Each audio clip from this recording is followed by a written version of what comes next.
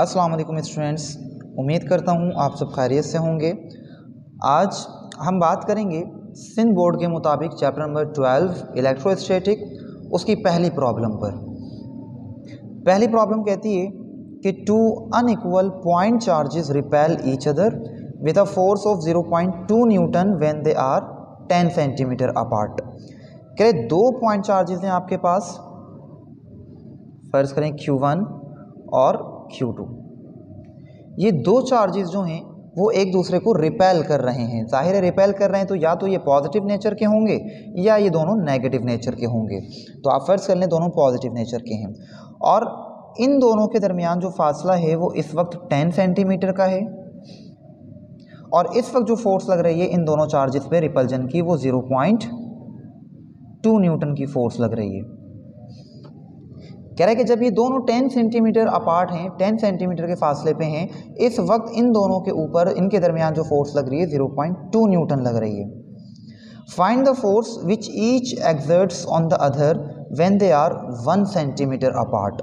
कह रहा है जब ये 1 सेंटीमीटर अपार्ट हों, 1 सेंटीमीटर बहुत करीब हो जाएगा, मैं थोड़ा सा दूर कर देता हूँ ताकि आपको नज़र आ जाए। कह रहा है जब ये 1 सेंटीमीटर के फासले पे हों, ये फासला 1 सेंटीमीटर, तो फिर बताइए इन दोनों चार्जेस के ऊपर कितनी फोर्स लगेगी।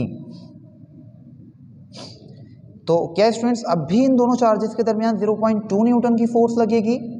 नहीं। जाहिर है आप पढ़ के आए हैं कूलम्स लॉ में कि जैसे जैसे चार्जेस दूर जाते रहते हैं इनके दरमियान फोर्स कम होती रहती है और जब करीब आते हैं तो इनके दरमियान फोर्स बढ़ जाती है।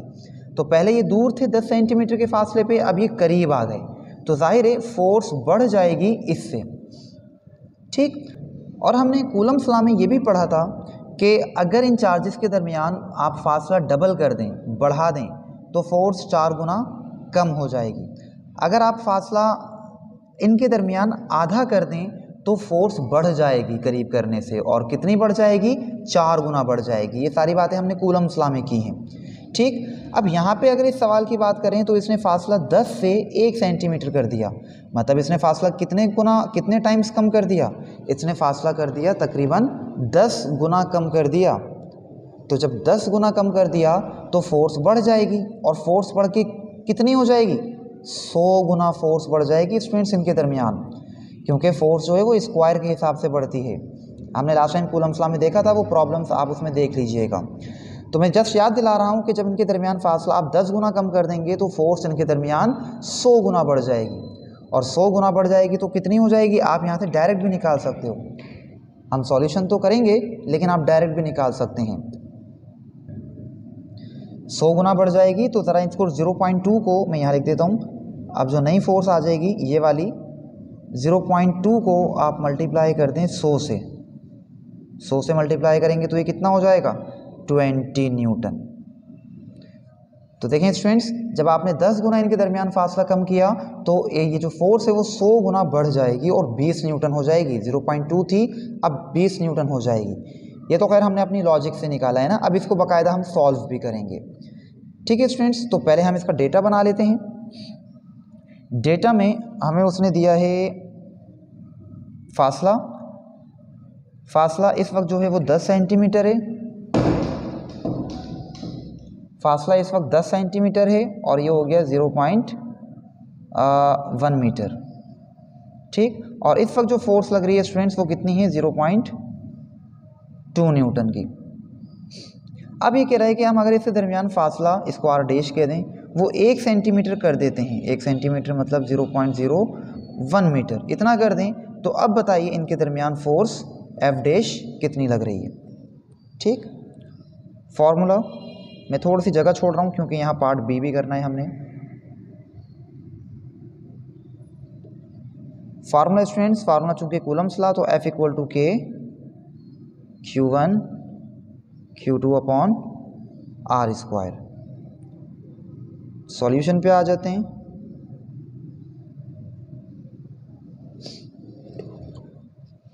तो सॉल्यूशन स्टूडेंट्स हम किस तरह करेंगे, हमें मालूम करनी है एफ डैश।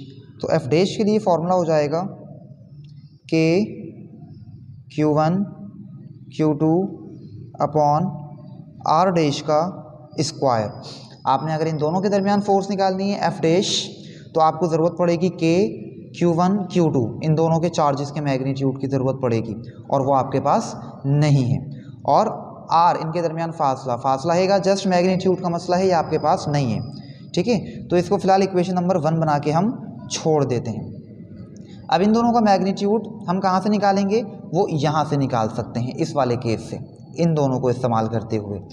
तो यहाँ पे अगर हम कूलम्ब लॉ लगाते हैं तो F बराबर है K Q1 Q2 upon R का स्क्वायर इस केस में।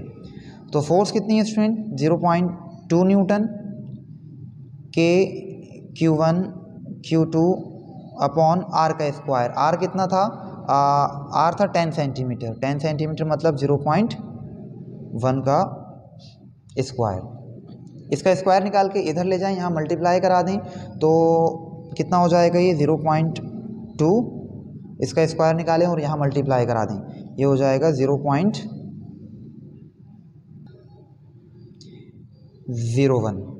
स्क्वायर निकाल के यहाँ ले जाएं, बाकी बचा आपके पास के Q1 और Q2, इन दोनों को मल्टीप्लाई कर दें स्टूडेंट्स, तो आपके पास इस पूरे की वैल्यू निकल के आ जाएगी के Q1 Q2 की, और ये हो जाएगी 0.002।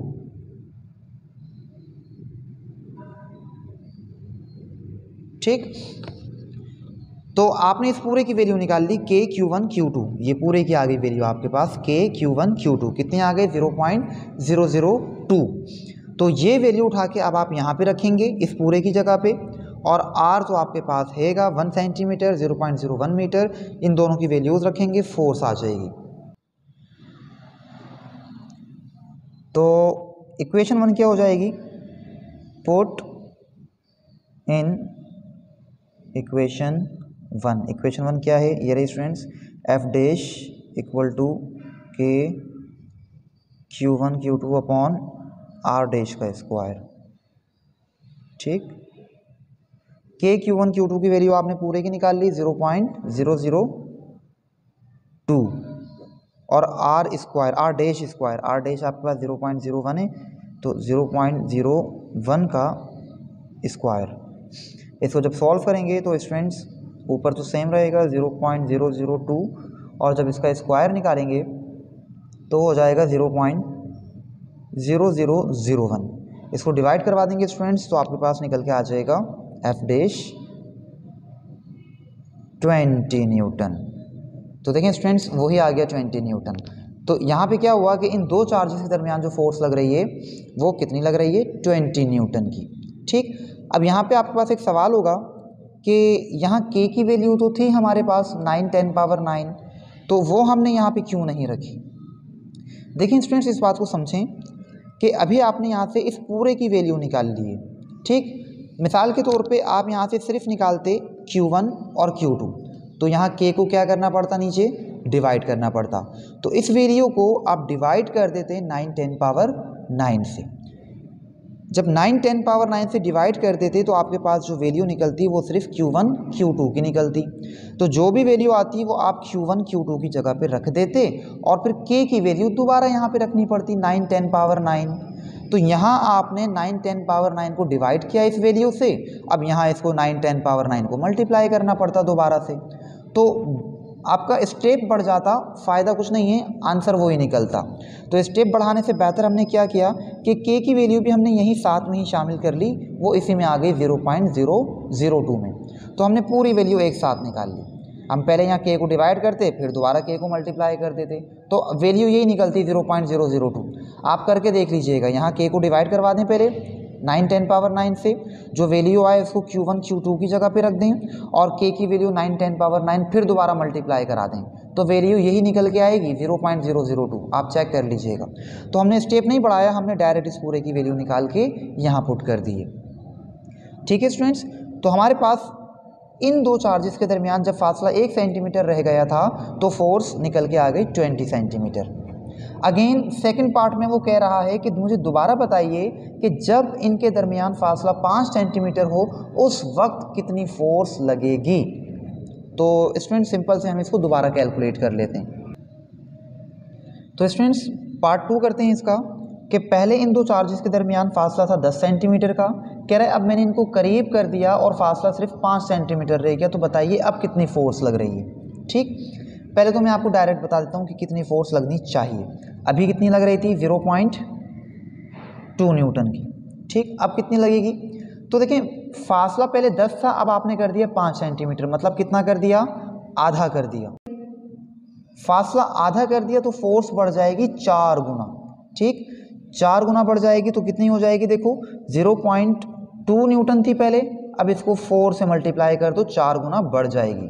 तो जब मल्टीप्लाई करेंगे तो ये हो जाएगा 0.8 न्यूटन। मतलब अब इन दो चार्जेस के दरमियान जो फोर्स रह जाएगी वो 0.8 न्यूटन हो जाएगी। ठीक, यही हम यहाँ पे सॉल्व भी कर लेते हैं। तो देखें स्टूडेंट्स, अब हमने निकालना है एफ डैश, जो इनके दरमियान फोर्स लग रही है वो बराबर है K Q1 Q2 upon R dash का स्क्वायर। आर डैश जो इनके दरमियान का फासला है, इनके दरमियान फासला आर था।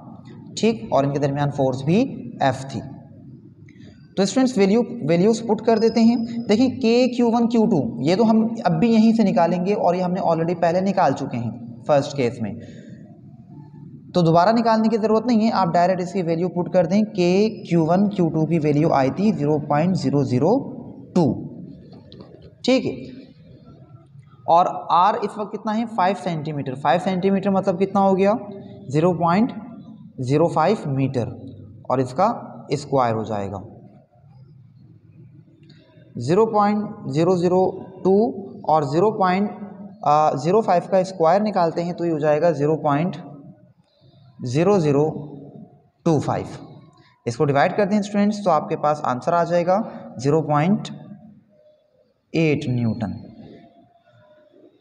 तो देखें वही फोर्स आ गई।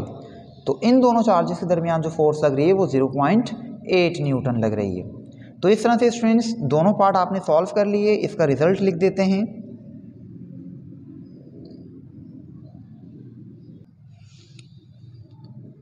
द फोर्स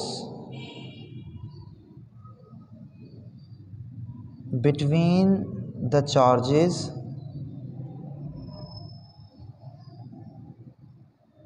विल बी कितनी थी पहले वाले में 20 न्यूटन। तो जो फोर्स है दोनों चार्जेस के दरमियान वो 20 न्यूटन हो जाएगी when they are 1 centimetre apart and it will be 0.8 newton, और ये फिर 0.8 न्यूटन हो जाएगी when the charges are 5 centimetre apart. तो इस तरह से स्टूडेंट्स दोनों केसेस में आपने फोर्स कैलकुलेट कर ली कि जब 1 सेंटीमीटर के दरमियान 1 सेंटीमीटर फासला कर देंगे तो 20 न्यूटन फोर्स हो जाएगी, और जब 5 सेंटीमीटर फासला कर देंगे तो 0.8 न्यूटन की फोर्स हो जाएगी। ठीक है स्टूडेंट्स, तो आज के लिए इतना ही। उम्मीद करता हूँ आपको ये चीज़ क्लियर हो गई होगी। मिलते हैं आपसे नेक्स्ट वीडियो में एक नए टॉपिक के साथ। तब तक के लिए अल्लाह हाफिज़।